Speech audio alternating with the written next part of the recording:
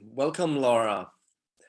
Laura, you're today's guest that have said hello to share your thoughts and ideas with me, which I'm very honored. I've followed you on Twitter, and that's where um, saw you the first time, and then over the years it's been like having more and more guests. I think I just want to touch on some subjects where I thought that you would be an excellent person to discuss those subjects with. But not probably not all the listeners, if there are any still, are on Twitter or knows who Laura is. And I'm not saying that I know who Laura is, but I got an image of who Laura is. And we're chatting a bit off air where I got to know some more. So Laura, could you help the listeners out, like tell who's Laura Rathbone? Yeah, thanks for inviting me. So my name is Laura Rathbone. Um, and so I guess if you were to label me clinically, you would give me the label of physiotherapy. So I trained as a physiotherapist, and then went on to practice as a physiotherapist in the UK, and then sort of specialized more my interest in understanding and working with people who are experiencing chronic or complex pain syndromes. And so I guess that's what you would give me the label of from the outside or from a sort of healthcare perspective. But I currently work in a kind of unusual space, really. So I no longer work clinically as a physiotherapist. I tend to work more under the model of coach. So I'm particularly interested in creating relationships with people who are experiencing pain where there is a sharing of information. My information as somebody that's been studying pain and working with people and building up experience in how to support people to change how they experience their body and how they navigate their world, and the experience of the person who is the person that has the pain. So that's tends to be where I work now. I sort of teach psychologically informed models of practice to MSK clinicians. So I think I'm a strong advocate that physiotherapists or other sort of rehabilitation based therapists need an explicit understanding of cognitive and behavioral approaches or behavior change approaches, or and skill set that allows them to sit in a room with a whole human that is expressing their entire humanness. And when it comes to pain, that means that we're going to see distress, and we're going to see worries and fears and anxieties and memories, and really deeply unpleasant experiences. And I think that we as clinicians need to honor that by having invested our time in developing those skills. So I advocate for psychologically informed approaches. And I'm also, I guess I think that we need to explore some of the more philosophical perspectives or questions that perhaps we don't necessarily get exposed to as clinicians in undergraduate and postgraduate training. And part of the reason why I do that is because I did my master's in sort of musculoskeletal practice, and on that master's I met Professor McThacker, and he introduced me to philosophy, to society, to sort of integrating all of those dimensions into our practice. And that really gave me this understanding that, okay, biopsychosocial practice doesn't just mean, can I recognize yellow flags? Can I refer somebody on to psychology? Biopsychosocial practice means I have an understanding of the sort of biomedical models of pain, because that's my area. I also have an understanding of psychological models, and I can integrate them. I can effectively and safely work with humans who are, emotional and expressive entities. And I understand how social dynamics and how culture and community and the wider world might be playing a role, not only in this person's experience of pain, but also their expectations on therapy and my experience of pain and my expectations on my role within therapy. And bringing all of that together is something that I think we as clinicians working in rehab have this great opportunity to do. So I suppose I operate in this weird space where I'm, first and foremost promoting, good evidence-based effective rehabilitation and a knowledge of the sort of basic science underpinning the experience of pain. And I think we need to explicitly explore psychological models and theories and have this wider, deeper understanding of what it means to be a human within society with suffering, illness, and then this sort of movement into health and what is that exactly? So yeah, what would you call that? Yeah, what would I call that?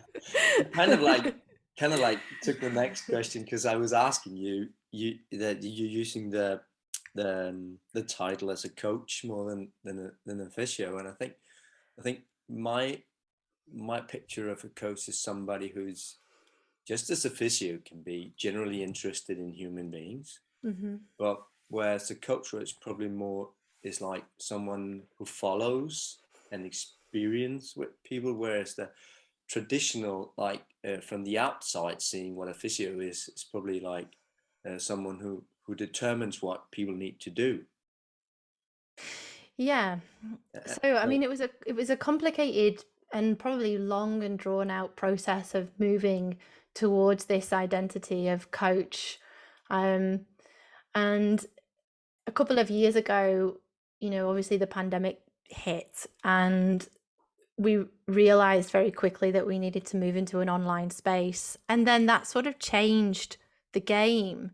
And you could either hold on to the sort of traditional idea of physiotherapy, or you could allow the game to change. And I guess what I was at the very same time, I was interested in how we could have this sort of, I suppose, anarchy. Like, how can we break down some of the walls around this traditional idea of physiotherapy, the paternalistic model? The physio holds all of the information, this sort of privileging of the third person observer over the first person experiencer. And how would we get around that and navigate that with such deeply invested sort of identities like physiotherapist and patient? And so when I started thinking about changing that and then moving into an online space and what that meant for the relationship and what we could do and what we couldn't do, this idea of coaching was just, and of course I didn't invent it, it was already around. You look at Richmond Stace has been using the pain coaching title for a long yeah, yeah, yeah. time. So it's not my title. I just adopted it and made it into and what I think it is. And the thing about coaching is it's about recognizing in the other person that they have many of the skills and they have many of the necessary, I don't know, bits within them to thrive, and your role is to just figure out how to best support them to move into that space and to thrive. And I guess with physiotherapy, what we're often trying to do is see how we can get people better. And there's something in the semantics of that is important. I'm not necessarily trying to make people better because I don't know what that is for that individual. What I think our role has real richness and power and space in is supporting people to thrive within their own idea of what that is. And that's really what coaching is all about. It's about looking at the existing skill set of the person and seeing how we can develop things. And so the saying is, coach the person, not the problem. And in physiotherapy, we're so often looking at the problem that we forget to see the person. Yeah, yeah, but yeah, and I've discussed this with much brighter people than what I consider myself to be. That what are we actually? What are we? What should we call ourselves? I have a recently new clinic. It's 5 or 6 years old. There's somebody just next to me that has a 3-year-old clinic. Went through the same process. What Yeah. are we? I Yeah. said, when you listen to your clients, the people you're working with, some of them would say, well, this is not what I expected. You've been more like a consultant or somebody that's trying to give me or share my ideas and then thoughts and stuff like that. It's really strange, isn't it? Where I wouldn't have expected myself to be in that position 10 years ago. Yeah. And I think, I mean, this is, if you look at the books written by Louis Gifford, Aches and Pains, I mean, this is really what he is coming through from his work is, this sort of like passion and love and joy for the rehabilitation space. And I think rehabilitation in itself is a problematic word, and we can go into that, but that's maybe another conversation. But this idea of supporting people, towards change that is about life, that is about thriving, that is about adaptability, that is about success, not necessarily about achieving some biomechanical goal. And I think this is where rehabilitation actually starts to break down the silos, not only between physiotherapists but between the multidisciplinary team. So this is where we can say, well, actually, okay, we share perhaps an ideology here with occupational therapists, with psychologists, with psychotherapists, with obviously physiotherapists, with you can see how once you start coming into the rehabilitation space, they just don't make sense anymore. This idea that a physio does this and an OT does that and a psychologist does this and a social worker does that. It doesn't necessarily make sense for those boundaries to be as fixed as perhaps it does when we consider ourselves something else, So yeah, I think that's really what makes it hard. Like, what do we call ourselves? Well, if you have this strong, if you have this very strong identity as to what physiotherapy is, which I think is what, you look at things like our professional bodies, really pushing this sort of like the physio space, what does it mean to be a physio, and wanting us to identify with a crest or a motto or a uniform color in the UK. It's all of that is about saying this is my space and then there's the line and this is your space, and it's about creating divides between clinicians. And when you recognize we're actually all working on the same thing but maybe from slightly different perspectives, actually, does it really matter if you're a physio or if you're an OT working in pain? And does it? And I guess the best example I have of that is when I worked in St. Thomas's at the pain unit. We were delivering a program where we didn't have these very clear divides between therapists. You could go into a session as a patient and you weren't really sure if you were working with a physio or a psychologist or an OT, or because the divide wasn't so strong. We were all working from a shared model. We were working on a shared problem, and we were working towards the same established shared goals. And so it no longer really was pertinent what professional identity you were. I mean, obviously if somebody asked, we were transparent, but you're all incognito. Yeah, it's a secret, we're not telling you. No, but it just didn't really matter, because you were getting just and perhaps another angle on the same skill set, the same processes of change, the same sort of compassionate approach. It was just another skill set, on another perspective on the same approach.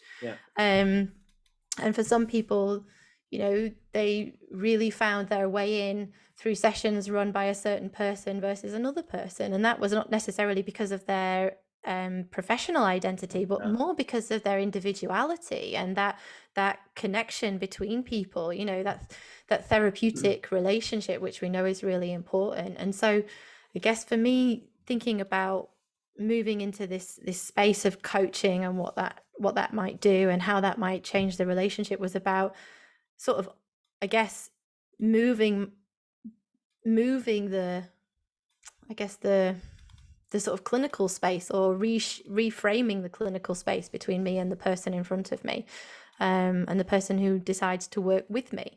And that's, again, there's lots of things that have changed in my practice over the last couple of years, not just the name, but like the whole setup of how people come to me and how we establish a relationship and how we establish goals and how we move forwards and what we want out of the sessions and how it might look, and that's only because I work privately and I'm able to do that. But that, I guess that really is what it's about, working with the person, not necessarily trying to fix the problem. Yeah, very interesting, Laura. We could talk for hours on this topic. We're doing second edition. So being in that world of people with persistent pain, do you think you could have, like, how is that, how is clinical practice giving experience working with people like this? Do you think there might be a stupid question, but the reason why I'm asking is because there's a tendency to say that evidence-based medicine is it's not everybody saying this, but it's definitely said very, very loud that you don't need experience to work and to be a good clinician. What are your take on that? That is experience valuable in some way, or is it experience, doesn't it really matter? From your perspective, just in your own life working with people? So, I mean, when we say experience matters, what do we mean by that? Do we mean experience of being a physiotherapist, or do we mean life experience of being human? There's a couple of points that I want to make about this. So first of all, when students go into their undergraduate course, they are not like a tabula rasa. It's not like start point, this is where life begins. They've had an entire life of experience before they get there. For some people, it might be 18 years of experience. And for some people, it might be 25, 30 years. Some people might be coming straight from school, and some people might be coming from a different profession. So they've already got experience that is already relevant to what they're doing, because we are working as people with people, right? That's what we are. A clinician isn't a kind of like, you put on the uniform and you become this sort of other thing. You're still a human, you're still a person. And many of us, and let's not forget, like 18-year-olds, they've been through some shit by the time they get to university most of the time, right? They've got really interesting life experience. So what we're saying by that, when we say experience matters, is what we're really saying is qualified experience only matters. And I think that there's an issue there, because what is the quality of the qualified experience that person has had, and what is the trajectory that they've gone down? And I think sometimes what we're seeing in sort of new graduates, or in the working environment, not just in new graduates, like in people who've been in their career for a very long time, what do they privilege? What they might be saying is my experience matters, but that might come at the cost of recognizing and incorporating and integrating the experience of the patient or the person that has lived, because they also have hugely important and relevant experience. So I don't really understand the question, I guess, in the way that it's being framed.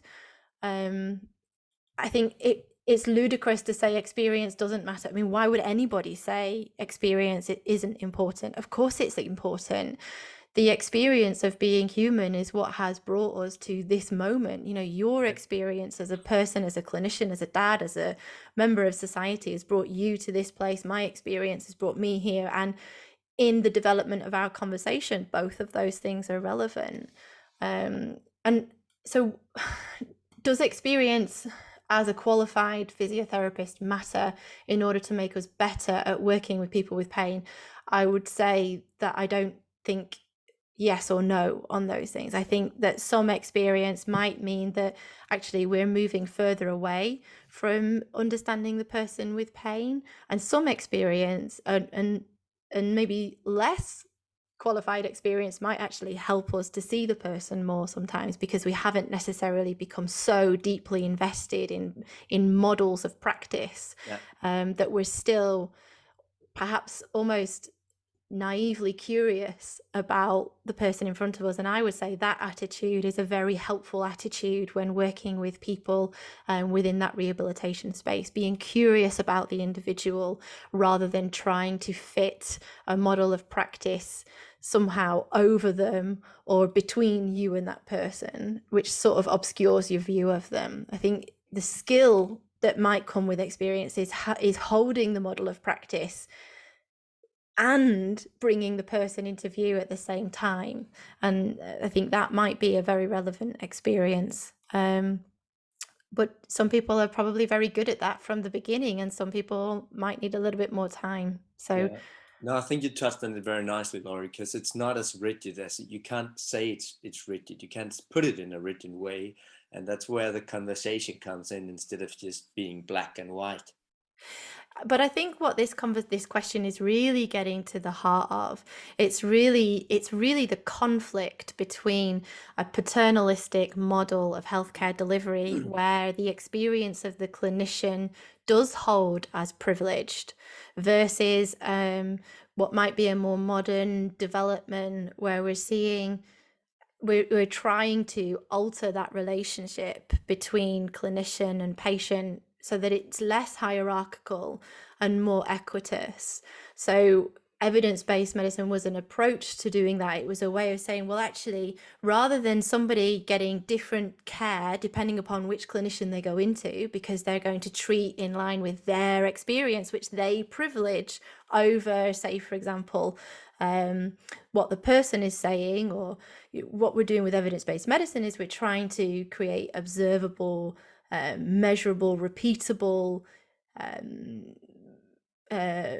evidence that says, actually, this is perhaps not helpful for most people. This is perhaps helpful for some people. Can we, and, trying to communicate that so that clinicians have more access to, I suppose,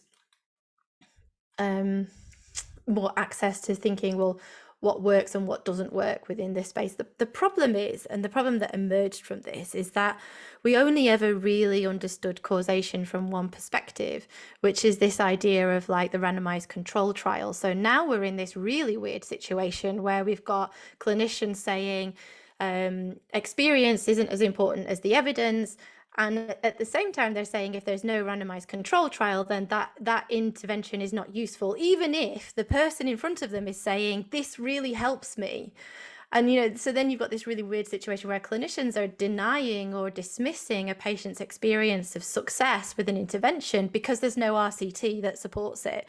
And, you see this in things like taping. Okay, we've all been told, you're never going to, really stabilize an ankle with a little bit of tape. Well, and it's not a little bit sometimes, right? It's a lot of tape. That's quite a lot.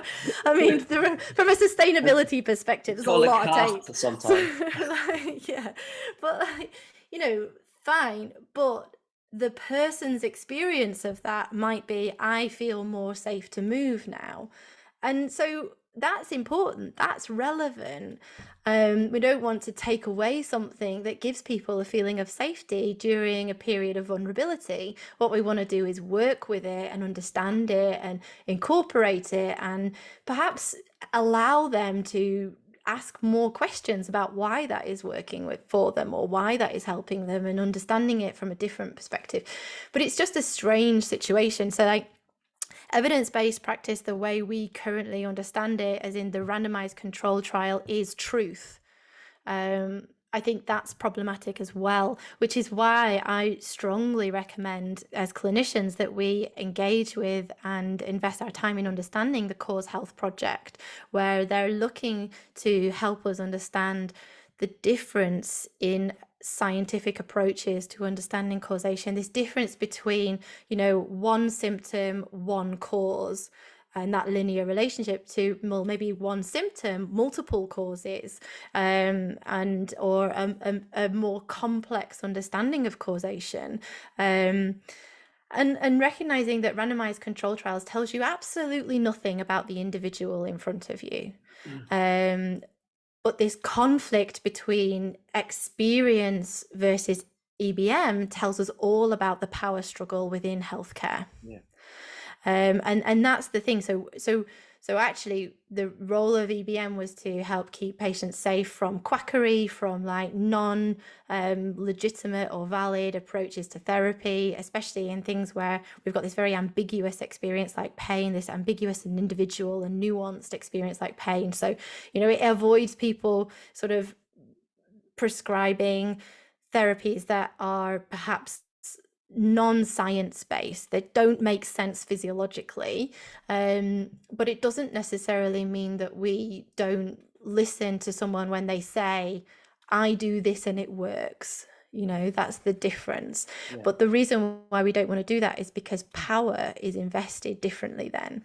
So we're moving out of this idea of the third person observer holding the decision-making power, and we're starting to privilege the information of the person with the experience more. And that's a really scary thing as a clinician, especially if you've spent 20 years invested in a paternalistic perspective where you make the decision about the person in front of you. And I think, yeah. No, sorry, Laura. Or where you as a clinician find that security in providing that model compared to navigating in the insecurity and the acceptance that there's tons of things we don't know and we can't give a straight direction on. Yeah, absolutely. That is a really uncomfortable place, especially, bearing witness to somebody who is saying, I am in pain. I don't know how to manage this myself. I need you now to help me to have less of this experience and more of the stuff that I want to do in my life. As a clinician, that's a really scary place, especially if you've been told that you should have those answers. Yeah. And that's really what that kind of perspective is telling us. That biomechanical reductionist perspective is saying, well, if there's one cause to one symptom, you should have that information. Or what it's saying is, well, you should know the right therapeutic trajectory to put this person down because you've got all the evidence. Yeah. But the reality is that in the therapeutic relationship, you don't have all of the evidence, because you don't have all of the evidence and the data that's been generated by the individual with the experience. That's what we need to get from those first few clinical encounters, and actually from the entire relationship, the whole period that you're working with that person, because you don't have all of the evidence. You have a very small portion of it. And if you're only reading randomized control trials, I would say you have almost no evidence, because what you need to be reading is a wide variety of perspectives on the same problem: basic science, humanities, ethnographies, phenomenological studies, literature, first person experience blogs. So going to the patient advocates, the pain experts that really know what they're talking about because they've lived with it. They are living with it. This is what we need to be looking. That's what the landscape of evidence actually looks like. Yeah. So if we're looking at evidence-based practice from that perspective, from a dispositional complexity theory perspective, then that is important, but that includes experience. It doesn't exclude it. It includes it. Yeah. Thank you. Sorry. I've lost my breath now. I got excited. No. I really like that, Laura. You're extremely easy to make an interview with you. I think if this would have been in Danish, that could have been me, not saying the same wise words, but definitely just keeping going without breathing. You do an excellent job, both in explaining and talking without breathing. So, Laura, if you're staying a bit with that, with the majority of people or humans you're working with who has persistent pain, and you're master in manipulative therapy or master. Yeah, so I did the Masters in Neuromusculoskeletal Physiotherapy, which is accredited by our manual therapy. Well, they're not called manual therapy anymore, but the MACP. So it's looking at MSK practice. Yeah. So I won't dig into the hands-on, hands-off discussion. Like that. We haven't got enough time in a week. We let somebody else do that that has stronger opinions on that than you and I. But is there something in your career that kind of was a cardinal point that where you said to yourself, I need to learn more. I need to do all the stuff you actually just said. I mean, Mm. who inspired that? Or have you always just been a curious person, or did something just drop from the sky and was like, well, I'm enlightened, I need to go that way now? Yeah. Yeah. I mean, definitely from my sort of like post like physio career, there have definitely been time points where I would say this made a difference. This was important. I mean, but I mean, even before that, I would say it was inevitable that I ended up here, really. You know, like my dad was an older dad, and he actually lived through the Second World War as a kid. So he was in Manchester, central Manchester during World War II as a sort of 10-year-old, and he was a displaced refugee within the UK. All of those experiences meant that I was brought up with this ideology of like we should be investing in people, and you know, people are the way forwards, and like especially that kind of like awe of the NHS that British people have, you know, like it's an institution. Our public healthcare system is an Yeah. institution and an ideology and a way of life. And my mum had chronic pain. So my dad had chronic pain, various like things as he got older, as you do. And seeing him as a young person, seeing him navigate all of that was really interesting, because his ideology was very different to my mum's, who was second wave feminism. That's what she was brought up in the 60s and the 70s. And that very much like community action was a big part of how I understood the world very early on. And she had chronic back pain, and seeing her just really, there'd just be no answer for years. And, you know, being the child at home of somebody who has pain that is untreated and unvalidated and unrecognized, and the constant sort of self-gaslighting that she went through, you know, is this real, is this not real, I just need to push through. And seeing her go, and she was a nurse as well, so she worked in pediatrics and also adult A&E. She did different jobs, but you know, seeing her push into, you know, 14-hour shifts and then come home and be completely broken by that. And I use the word broken there not to identify patients, but to talk about her self-experience and my experience of her as a child, which, you know, when you think back, and you know, I wasn't necessarily always the nicest person to her. You know, I did have expectations of her as a kid, and there was all of those social pressures. You know, all of that gave me a really rich foundation to start from when it comes to clinical practice. And then I went off to be a journalist. I was interested in, you know, social issues and holding systems accountable, I think, and the arrogance of thinking that we can. I think that's sort of perhaps some of the things that changed. So those were important experiences. They weren't nothing. They weren't this kind of like pre-physio Laura, and now there's this kind of like post-physio Laura. Those experiences have shaped how I have framed my practice and how I frame what I do. But then obviously when I became a clinician, there were some really interesting moments. You know, I remember graduating and going into my first practice all full of Pilates and like, you know, trigger points, and working with somebody who just didn't get better, and seeing her tell all of her, she just poured all of this private stuff out, desperate for me, this young clinician, to see the whole picture, and realizing, how do I now start talking about, you know, positioning of joints? And, you know, this person has just told me relevant, deeply moving, personal stuff. I'm a stranger, and this is our first session. And realizing in that moment, this pain that she has is caught up in all of that stuff, and she needs me to see that in order for me to see her pain. And I can't do that if I'm constantly trying to bring her back to, well, where's the pain? How's the pain? What does it do? What does it do? You know, what does it feel like? When does it do this? And, you know, like all of that, because I'm trying to figure out whether this is something that Mulligan's might work for. You know, like it just became really clear in those very early patient experiences that we need something different. And so then I went and got to learn from David Butler doing Explain Pain. And as much as, you know, that is a very, very great first place to start if you're an MSK clinician and you have never heard anything about pain and you've never spent or invested hours and hours trying to explore how this stuff comes together.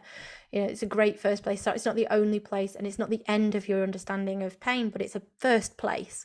And getting the opportunity to talk to Dave and to see him show this entire world just dedicated to this one experience that most of the people are coming into my clinic with, but that I've just spent 3 years looking at how to move or how to touch or how to twist or how to prod or how to prick, you know, like, and actually what he's saying is we need to understand it from a different perspective. We need to learn about it. We need to teach people about it. And that was a great experience. And then, and at the same time, I was in the process of applying for my master's to go to King's College, but I was quite frightened. So he sat me down and he just was like, if you have the opportunity to learn from Mick Thacker, you do that. You don't miss that. You do it.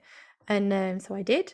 And without a doubt, that was a big, big turning point, because then all of the stuff that I was interested in before physio became relevant again. And I had spent years having that dismissed.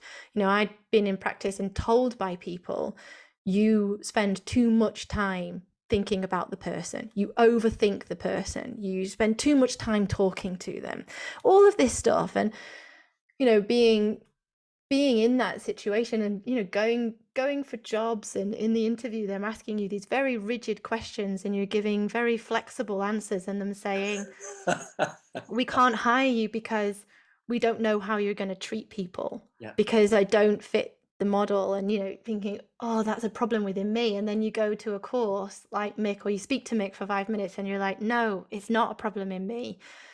It's okay. That's the way, you know, when I'm thinking about pain, that is the breadth that we need to take. That is the wide picture that we need to take when it comes to pain.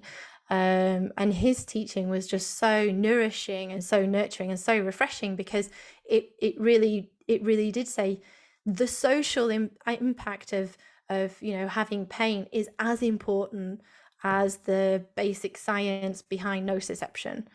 And that hadn't been made clear to me until that point. So that was definitely a turning point. Yeah. And I think it's very interesting you're saying that it didn't just start when I started my undergrad teaching. I mean, it was like, and that's why I also, do you have the expression in England that's called the work-life balance? Well, we have the expression. Yeah. We're not very good at it, but we have the expression.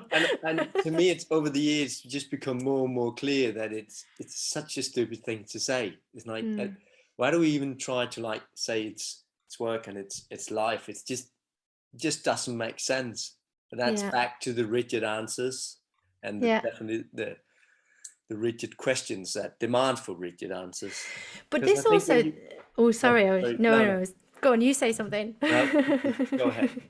I was just thinking back to, you know, where do we get this from?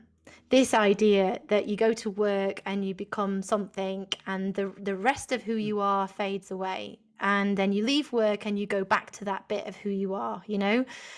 And you might not know this, but if you start to work at St Thomas's Hospital in London, you know, they have idealized Florence Nightingale to a point where actually we need to be questioning, you know, have we critically reflected on her as an individual and her work, or are we just looking up and aspiring to this sort of fetishized image of who she was?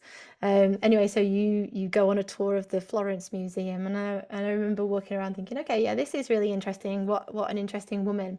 Then I read her books. Now, you might not have ever realized this, but Florence Nightingale set the culture for nursing in the UK and that spread out across Europe. And not to say that the UK invented nursing, that's not what I'm saying at all, but her influence has been massive historically, and especially within the UK, which is the only model I can really talk to. But she was quite how do I say? So I'm not. I don't want to swear on every podcast I do, so I'm trying not to swear. But it's like she was quite a ferocious individual, and a zealot, right? A religious zealot, and she viewed nursing as a kind of godly role, right? It was a religious role, and there was this idea that when you put on your nursing uniform, you no longer have the individual identity, to the point where the nurses under her regime, and when my mum trained, this is, going back to the sort of like 70s and 80s, you were not allowed to share your first name with patients. You were a surname only, or a number, and that was it. And the whole point of the uniform was to remove the personal identity, the individualism of the vessel of healthcare, and this is really interesting because physiotherapy in the UK, I think, still shows elements of this in how we've made our model. You put the uniform on, you put your clinical hat on.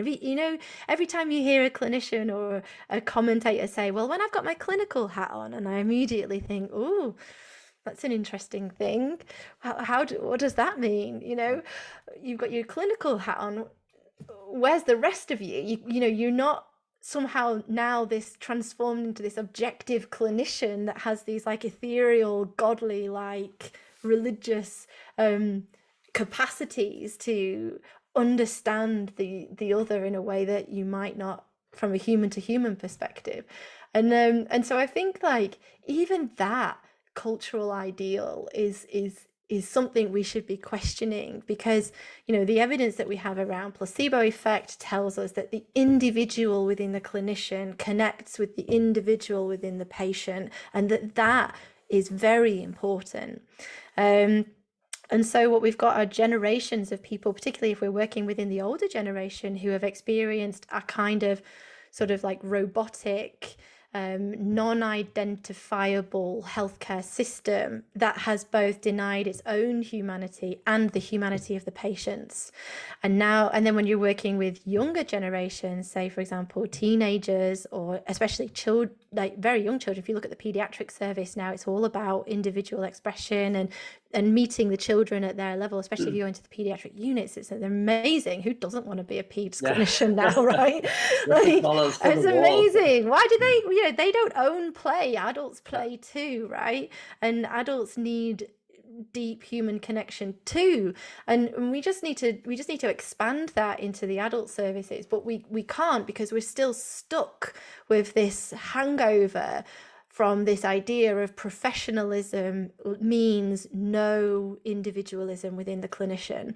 Professionalism protects the individual and the patient. Actually, no, professionalism, as it is traditionally understood, denies the humanity of both the clinician and the individual, and that's problematic. But expressing our individuality doesn't all of a sudden mean that we are only privileging that individual's experience. We can express our individuality within a world of evidence, within a world of models, within a world of philosophy, and within a world of human to human care. And I think this is always interesting when you think about our culture now, as we express it as clinicians, has been handed down to us. It's been given to us by what came before us. And if we keep tackling our culture now as if it's a modern problem, we're going to miss the opportunity to change it, because you can only really, I think we will only really change if we understand where we came to. So, understanding the paternalistic model of healthcare, which doesn't necessarily mean men, it just means who has like control over the decision making.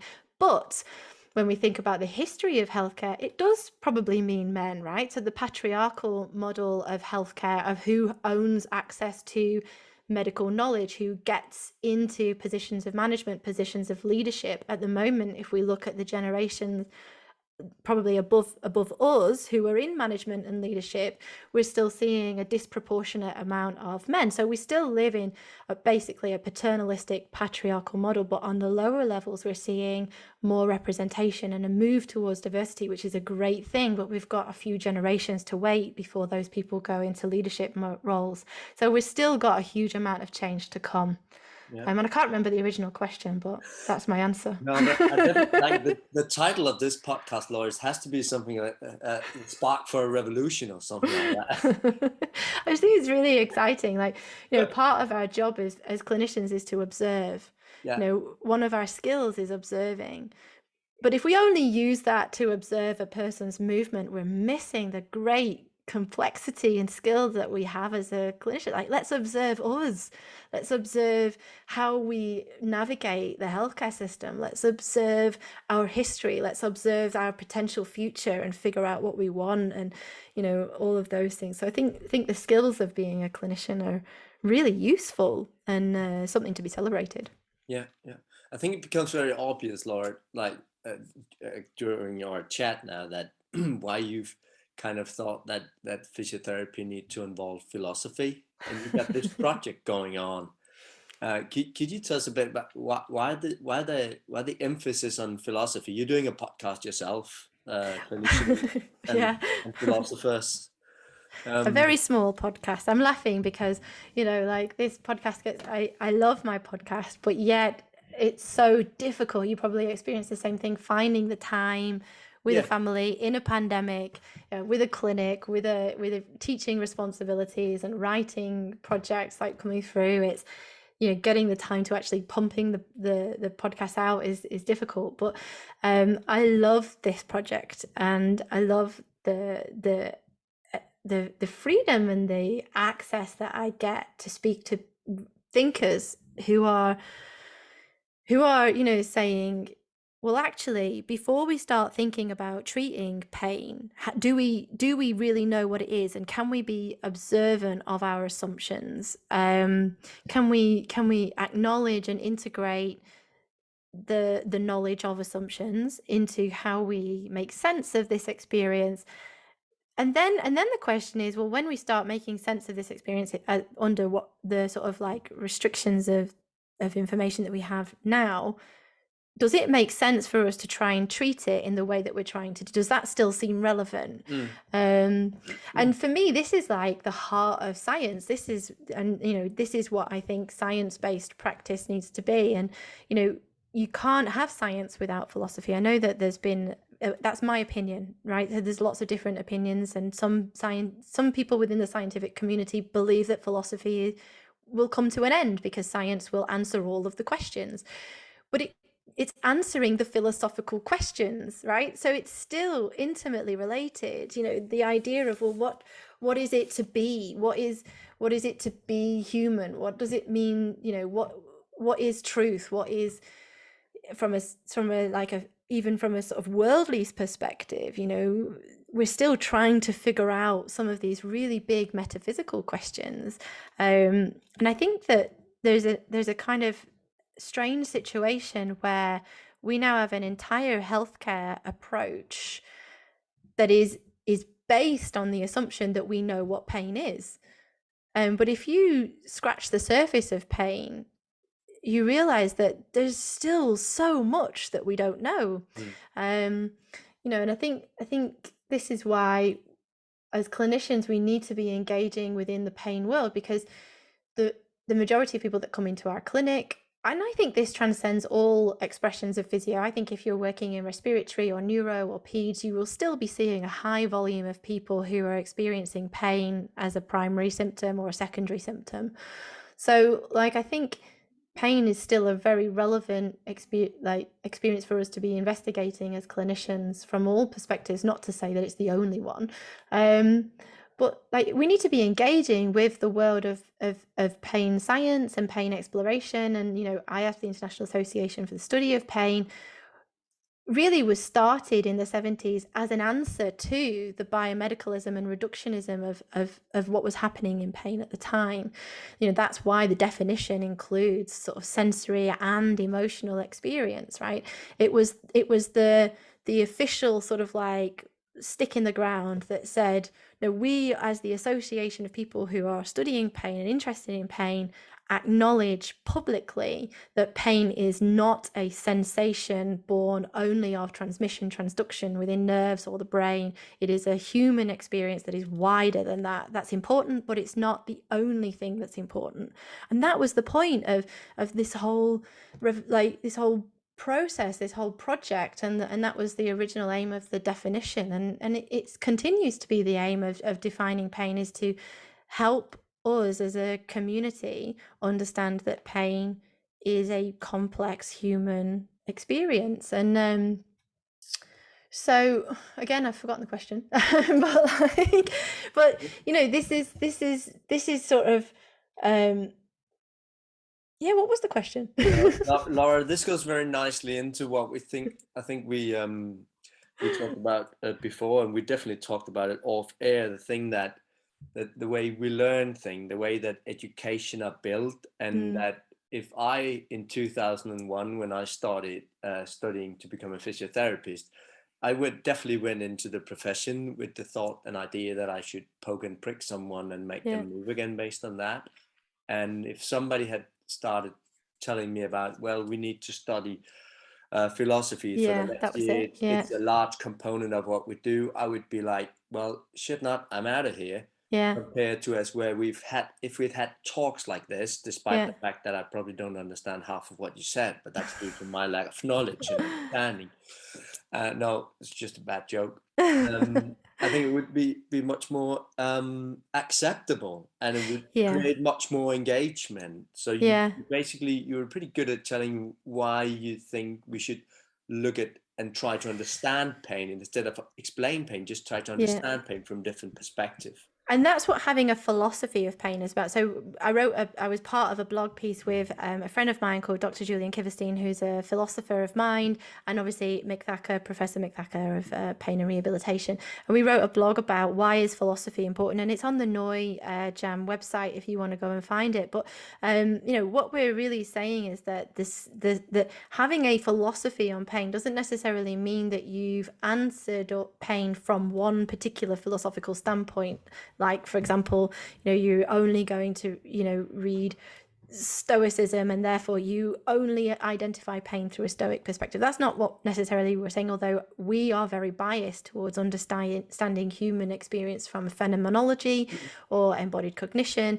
And Bill and Mick and Julian and me sort of somewhere quietly in the background are understanding pain from this free energy principle that's being put forth by Professor Carl Friston and predictive processing. So this is where that work is going. But what is important is being able to look at the problem of pain from different perspectives, different stances, different standpoints, so that you can get either a deeper understanding of what you think pain is, because you've asked questions of your understanding of pain and it's been able to stand up to those questions, or it's helped you to change your understanding of pain because when you've asked questions of your original understanding, it didn't hold up, though it didn't answer all of the problems, and so you had to find new ways to answer those problems, and so you've looked from different perspectives.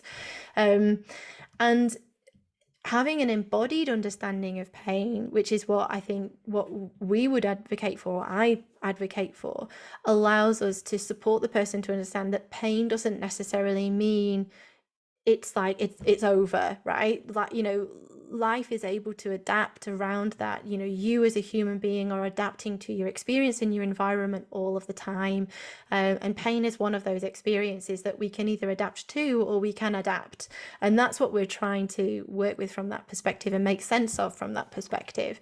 And so what often happens is people and clinicians and people who are experiencing pain want the pain to be gone before they start re-engaging in life. And this is where the ACT influence comes in as well, because acceptance and commitment therapy also is premised upon this idea that we don't necessarily need to get rid of the symptom before we re-engage in life, because re-engaging in life and values-based activities and things that are meaningful to us and this expression of ourselves as humans, as individuals, is therapeutic in itself.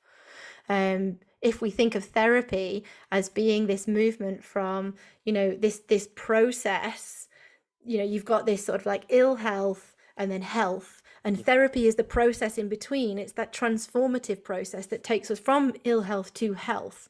And you can either do that with a therapist, or maybe you've got ways to do that outside of therapy, you know, the alternative perspectives. It doesn't matter. The point is the process of moving from ill health to health. That's what we're working on. That's what we're concerned with in the therapeutic space or the rehabilitation space. So what we're trying to say is, you know, people aren't, they don't have pain because they are damaged. Pain doesn't mean broken. Pain is an experience. It's a human expression of where you are in the world in that moment of time. And actually, maybe, you know, working towards self-expression might be part of that process. And so you can still engage in rich and meaningful things, and you should still want that. And as clinicians, we should honor that. Mm. You know, we don't say, oh, well, let's just get your pain fixed before you can go and play with your kids. I mean, we have said that historically, but like, we shouldn't say that, you know, because actually the playing with the kids might be the thing that creates enough change within one of those complex dimensions that brings forwards an experience of pain that actually changes the experience of pain. Does that make sense? Yeah, it makes sense. And I think it's about helping people to understand that there's more ways to roam, Yeah. and that flexibility is probably worth more than a rigid perspective on how things should be. Yeah, yeah. And when I teach ACT, one of the things that I love, the feedback that I love the most that comes back from the clinicians is, oh, now I see my own rigidity. I see that I do this. I see that I have these kind of like rigid expectations or this rigid trajectory, and now I can see that, and that gives me more space, because the space of observation, that is where the creative space lies. That's where we're able to make creative connections, and we're able to, you know, change things and nuance things. But if we're rigidly holding on to a protocol, you can't do that because there's no space there. Yeah. And when I say space, I mean this kind of like cognitive, emotional, and behavioral sort of like temporal space that is metaphorical and real all at the same time, because it both exists and doesn't exist, right? Like it's not tangible, but yet it's feelable. You know, all of those things are important. And if we can experience that as clinicians, you know, the other person who is just equally as rich in their humanity can experience those things as well. And so it's a shared perspective. ACT is a shared perspective on how we navigate this thing called psychological flexibility, which is being able to persist or desist in an action based upon what brings us closer to values. And so like these things all come together. They don't exist separately. They're all interwoven, especially within me, because of course I am the person that's experienced all of this knowledge and these models and brought them together based on what I think is important in the world. And hopefully within other people, they will see either something that is shared, or they'll see something similar, or they'll see something different. And that's also just part of this sort of scientific process of investigation, of building and breaking down and rebuilding. But like, I think that's what I think philosophy and the skill of being able to think from different perspectives allows us to do. And that's how it integrates into our practices. It creates this space for nuance, for complexity, for flexibility, for individuality, that I think is so needed. Yeah, I think what you just, when you mentioned ACT, I mean, I was like, when I started reading about that, kind of made me aware that what I was doing with some of the patients where we succeeded was probably creating that flexibility. Mm. I don't think I had the framework for it before I started reading about it. Yeah. Yeah. You get my point? Yeah, 100%. So, you know, you're already doing this. So acceptance and commitment therapy is about nurturing psychological flexibility, the ability for somebody to persist or desist in an action based upon a values-based outcome. Yeah. And and within ACT, there are these 6 core principles. So, you know, acceptance, present moment awareness, diffusion, self as a context, values-based commitment, the connection to values, and then committed action, right? These are the things that they think are important. But they weren't invented, they were observed. Yeah. This is a human behavior that has been observed and then put into a model in order for us to explicitly use that to help people. So we're not creating flexibility. We're giving space for flexibility because flexibility already happens. Okay. The person in pain that's made their way to your clinic has already demonstrated massive psychological flexibility to get there, especially if they've already been through several rounds of clinical work that has failed. For them to be sat in your practice, they are hugely psychologically flexible because honestly, why would you go to another physio? Why do you keep coming in? But it's because they value the healthcare system and they value your knowledge and they value the potential for recovery that we offer. The problem is that, the responsibility then lies with us.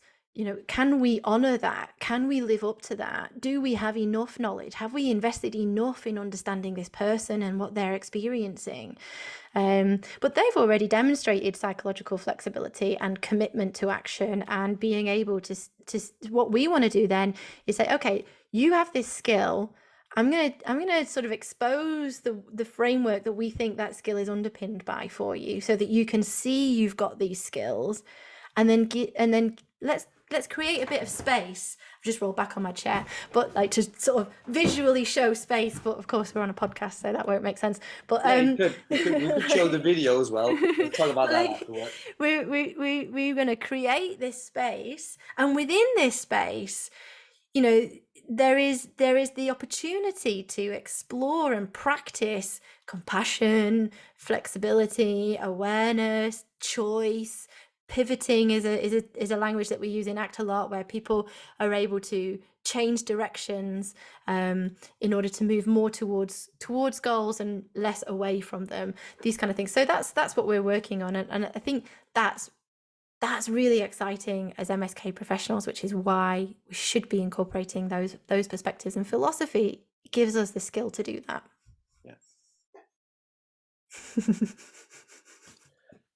Yeah.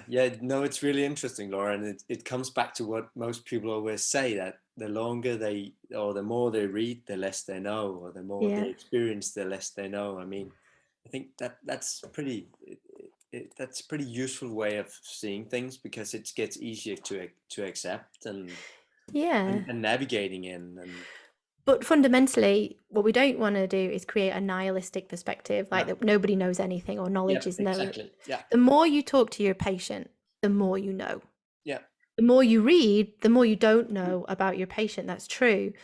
And the more you're exposed to the big questions and gaps in our modeling and understanding, great, enjoy that, because we've still got more the generations coming through now as clinicians are the next generations of scientists who are looking at our clinical practice, clinical scientists. So know the gaps, be the person that steps into that gap to apply new models or to make change. But the more you talk to your patient and the more you allow them to talk to you, the more you know about what is the next and most appropriate step for that person.